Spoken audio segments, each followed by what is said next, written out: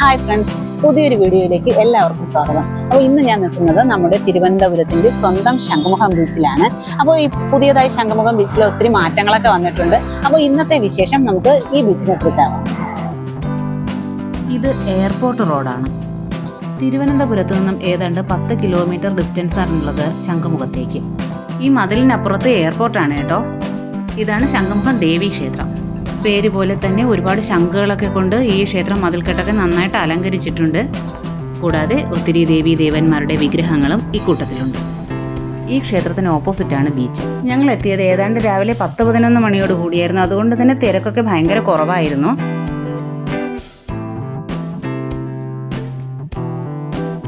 ശംഖുമുഖത്തിന്റെ identity എന്ന് പറയുന്നത് തന്നെ ഇതാ ഈ പുള്ളിക്കാരിയാണ് കേട്ടോ, ഈ മത്സ്യകന്യക. ഇതാണ് നമ്മുടെ ശംഖുമുഖത്തെ മെയിൻ അട്രാക്ഷൻ, മത്സ്യകന്യക.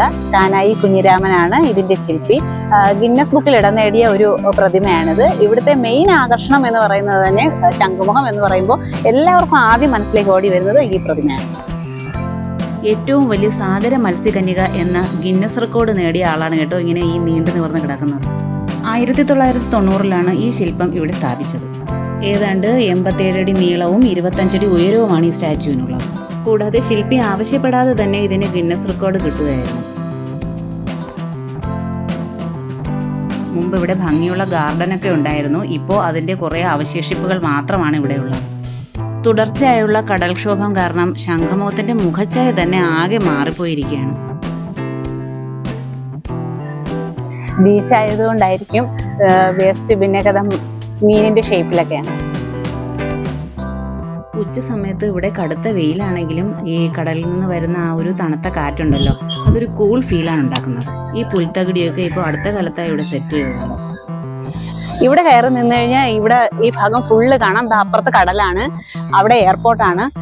ഇവിടെ എല്ലാവരും ഉയരത്ത് കയറി നിൽക്കുന്നത് തന്നെ ഇവിടെ പ്ലെയിൻ ലാൻഡ് ചെയ്യുന്നതും പോകുന്നതും ഒക്കെ കാണാൻ വേണ്ടിയിട്ടാണ്. ഇവിടെ നിന്നാൽ അടിപൊളിയായിട്ട് പ്ലെയിന് പോകുന്നതൊക്കെ കാണാം. പിന്നെ ഈവനിങ് ടൈമിലാണ് ഇവിടെ നല്ല തിരക്കുണ്ടായിരിക്കുന്നത്. ഇപ്പോൾ ഏകദേശം ഉച്ച സമയം ആയതേ ഉള്ളൂ, അതുകൊണ്ടാണ് നല്ല തിരക്ക് കുറവ്. ഞങ്ങൾ ഇവിടെ നിൽക്കുമ്പോൾ തന്നെ ഒത്തിരി പ്ലെയിൻ അങ്ങോട്ടും ഇങ്ങോട്ടും പോവുകയും വരികയൊക്കെ ചെയ്യുന്നുണ്ടായിരുന്നു.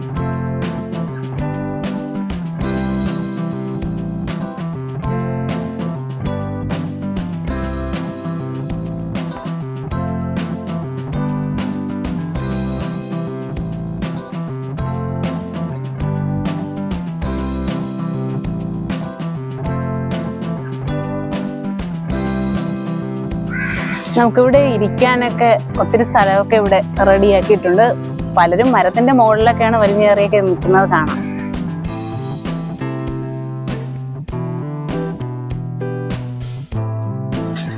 ഇനി നമുക്ക് പുതിയൊരു കാഴ്ചയുണ്ട്, വലിയൊരു ഹെലികോപ്റ്റർ. ഇനി അങ്ങോട്ടൊന്നും കൂടി കണ്ടിട്ട് വരാം. ശംഖുമുഖത്തിന്റെ മറ്റൊരു അട്രാക്ഷനാണ് കേട്ടോ ഈ ഹെലികോപ്റ്റർ. ഇതിന്റെ പേര് MI-8 എന്നാണ്. ഏകദേശം 45 വർഷത്തോളം മിലിറ്ററിയിൽ സേവനം അനുഷ്ഠിച്ചിട്ടുണ്ട്. പിന്നെ ഇതിൻ്റെ ബോഡി മാത്രമാണ് ഇവിടെ പ്രദർശിപ്പിച്ചിട്ടുള്ളത് കേട്ടോ. ഇതിനകത്തുള്ള ബാക്കി സംഭവങ്ങളെല്ലാം മാറ്റിയിരിക്കുകയാണ്. പിന്നെ ഇതിൻ്റെ ലീഫ് കണ്ടില്ലേ, ഫാൻ ഭയങ്കര വലുതാണ്. ഇതിൻ്റെ ലീഫ് കാറ്റടിച്ച് കറങ്ങാതിരിക്കാൻ വേണ്ടി ഇതാ ഇവിടെ കെട്ടി നിർത്തിയിട്ടുണ്ട്. ഏതാണ്ട് 7100 kg വരും ഇതിൻ്റെ ഭാരം. വിശദ വിവരങ്ങളൊക്കെ ഇതാ ഈ ബോർഡിൽ കാണിച്ചിട്ടുണ്ട്. ഇവിടെ ഈ ഹെലികോപ്റ്റർ സ്ഥാപിക്കുന്ന സമയത്ത് അല്പസ്വല്പ പ്രശ്നങ്ങളൊക്കെ ഉണ്ടായിരുന്നു. കാരണം നമ്മുടെ മത്സ്യകന്യകയുടെ ഒരു എടുപ്പങ്ങ് കുറഞ്ഞു പോകും എന്നുള്ള ഒരു സംസാരമൊക്കെ ഉണ്ടായിരുന്നു. പക്ഷേ പിന്നീട് ഹെലികോപ്റ്റർ ഇവിടെ തന്നെ വന്നു. മിക്കവാറും ഒക്കെ ഹെലികോപ്റ്ററിനോടൊപ്പം നിന്ന് ഫോട്ടോ എടുക്കാനൊക്കെ ഇവിടെ നല്ല തിരക്കാണ്.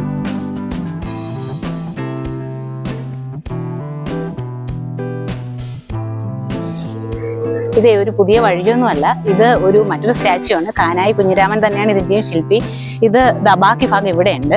ഇത് കണ്ടു കഴിഞ്ഞാൽ ഒരാൾ കിടക്കുന്നതിന്റെ ഷേപ്പാണ്. ആകാശം നോക്കി കിടക്കുകയാണോ കടൽ നോക്കി കിടക്കുകയാണോ എന്നുള്ളത് നമ്മുടെ ഇഷ്ടം അനുസരിച്ച് ഊഹിച്ചെടുക്കാം. റിലാക്സേഷൻ സ്റ്റാച്യു ആണ് കേട്ടോ ഇതും കാനായി കുഞ്ഞിരാമൻ തന്നെയാണ് ചെയ്തത്. ഇത് വളരെ റിലാക്സ് ചെയ്ത് കിടക്കുന്ന ഒരു പ്രതിമയായതുകൊണ്ടാവാം ഇങ്ങനെ ഒരു പേര് വന്നത്. 95-ലാണ് ഈ സ്റ്റാച്യു ഇവിടെ സ്ഥാപിച്ചത്.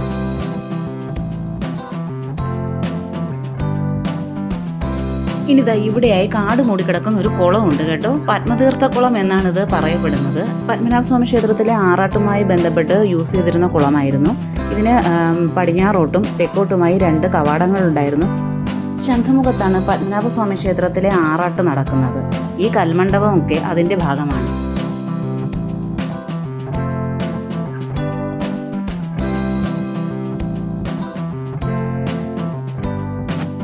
ബീച്ചിനടുത്തായിട്ട് തന്നെ ഇങ്ങനെ ഒരു കൊട്ടാരം പോലുള്ളൊരു ബിൽഡിംഗ് ഉണ്ട്.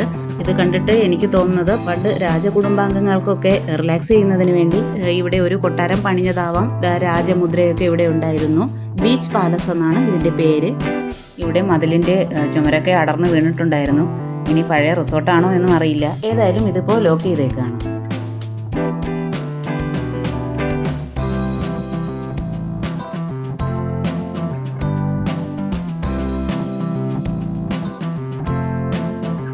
അങ്ങനെ നമ്മൾ ബീച്ചിലെത്തിയിരിക്കുകയാണ്.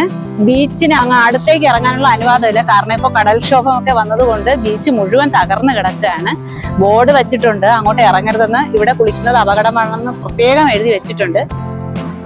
ശംഖുമുഖം മുമ്പ് ഇങ്ങനെയൊന്നും ആയിരുന്നില്ല, വളരെ ഭംഗിയായിരുന്നു. ഇപ്പൊ കടലൊക്കെ ഒത്തിരി കയറി വന്നിരിക്കുകയാണ്. ഈ കാണുന്ന മാർബിൾ പാതയിൽ നിന്നും ഒത്തിരി അകലെയായിരുന്നു കടൽ. കടൽക്ഷോഭം കാരണം ഇപ്പോൾ ഒത്തിരി കടൽ ഫ്രണ്ടിലോട്ട് കയറി വന്നിട്ടുണ്ട്. ഇവിടെ ഒരുപാട് സ്ഥലം ഉണ്ടായിരുന്നു, കുട്ടികൾക്ക് കളിക്കാനും മറ്റുള്ളവർക്ക് ഇരിക്കാനും ഒക്കെ ആയിട്ട് ഒരുപാട് സ്ഥലം ഉണ്ടായിരുന്നു. അതെല്ലാം ഇപ്പോൾ കടലെടുത്തിരിക്കുകയാണ്. ഇപ്പോൾ ഈ കാണുന്ന കുറച്ച് ഭാഗം മാത്രമാണ് സഞ്ചാരികൾക്കായിട്ടുള്ളത്. ബാക്കിയെല്ലാം കടൽ കൊണ്ടുപോയേക്കാണ്. ശംഖുമുഖം മോഡിഫൈ ചെയ്യുന്നതിന് വേണ്ടി ഏകദേശം 15 കോടിയോളം രൂപയാണ് അനുവദിച്ചിട്ടുള്ളതെന്നാണ് പറയുന്നത്. ഇത് ഓൾഡ് കോഫി ഹൗസ്, ബീച്ചിലെ ഫേമസ് ആയിട്ടുള്ള കോഫി ഹൗസ് ആണ്.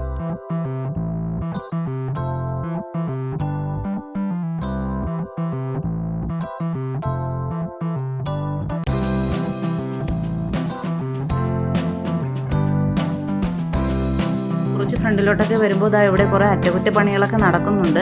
ഇവിടെ മെയിനായിട്ടും കുറച്ച് നല്ല രീതിക്കൊക്കെ മോഡിഫൈ ചെയ്ത് വെക്കും. കടലിങ്ങോട്ട് വരും, എല്ലാം കൂടി എടുത്തുകൊണ്ട് പോകും. വീണ്ടും അറ്റകുറ്റപ്പണികളൊക്കെ ചെയ്ത് വൃത്തിയാക്കി വയ്ക്കും. വീണ്ടും കടൽ കയറി വന്ന് എല്ലാം എടുത്തുകൊണ്ട് പോകും. അങ്ങനൊരു അവസ്ഥയിലാണ് ഇപ്പോൾ ശംഖുമുഖം നിൽക്കുന്നത്. ഇവിടെ ഇപ്പോൾ കുട്ടികൾക്ക് വേണ്ടിയിട്ടുള്ള നല്ലൊരു പാർക്കൊക്കെ റെഡിയാക്കുന്നുണ്ട്.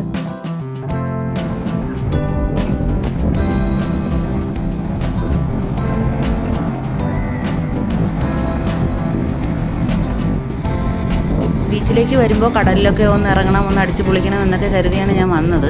പക്ഷേ ഇപ്പോഴത്തെ അവസ്ഥയിൽ ഇറങ്ങാൻ നിന്ന് കഴിഞ്ഞാൽ പിന്നെ ഇങ്ങനൊരു വ്ളോഗ് ഒന്നും ചെയ്യാൻ ഞാൻ ഉണ്ടാവില്ല എന്ന കാര്യം വ്യക്തമായി അറിയാവുന്നത് കൊണ്ട് തന്നെ അതിന് മെനക്കെട്ടില്ല. മാത്രമല്ല ആരെയും കടലിലേക്ക് ഇറക്കുന്നുണ്ടായിരുന്നില്ല.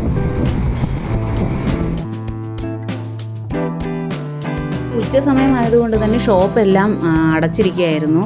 പിന്നെ എന്തെങ്കിലുമൊക്കെ കിട്ടുമെന്ന് ഒന്ന് നോക്കാമെന്ന് കരുതി വന്നപ്പോഴാണ് ഒരു കട തുറന്നിട്ടുണ്ടായിരുന്നു.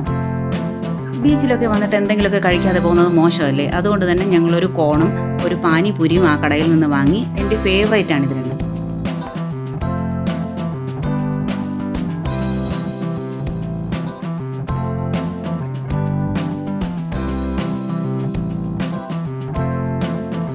ഞാൻ എപ്പോൾ വന്നാലും ഇവിടുന്ന് കോണും പാനിപ്പൂരിയൊക്കെ വാങ്ങിക്കാറുണ്ട്. എല്ലാവരും പറയും ഇവിടെ എന്തോ വെള്ളം മോശമാണ്, സേഫ് അല്ല എന്നൊക്കെ പറയും. എങ്കിലും എനിക്ക് ഭയങ്കര ഇഷ്ടമുള്ള ഐറ്റം ആയതുകൊണ്ട് എങ്ങനെയെങ്കിലുമൊക്കെ ഞാൻ വാങ്ങി കഴിക്കും. എനിക്ക് ഭയങ്കര ഇഷ്ടമാണ്.